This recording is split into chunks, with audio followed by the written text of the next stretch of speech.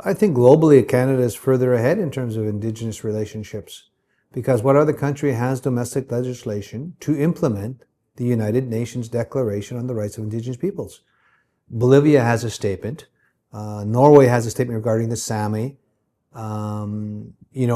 But there's nothing to the extent that as to what Canada has done. They have legal legislation domestically in Canada. There is no other country in the world that has it to that level. And they also have a 2-year action plan to give legal effect to that. That is huge. People do not get the monumental piece of that work.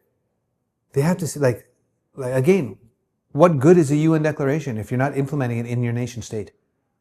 And within the UN declaration law in Canada, preambular paragraph number 9 is very important, because it says the doctrine of discovery and the doctrine of terra nullius are illegal racist doctrines. That's huge. How did the Crown gain title to First Nations land and territory? By planting a flag and all of a sudden claiming it? Well, there's domestic law and legislation now that says it's an illegal racist doctrine. So what impact does that have on all current policies and legislation? Because all current policies and legislation now have to get in line with that UN declaration.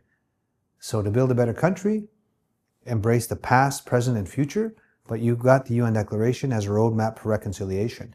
Honor it, implement it. In Canada, compared to the rest of the countries globally, I think they're ahead of the game. But even when I say that, yes, we're ahead of, and yes, there's momentum.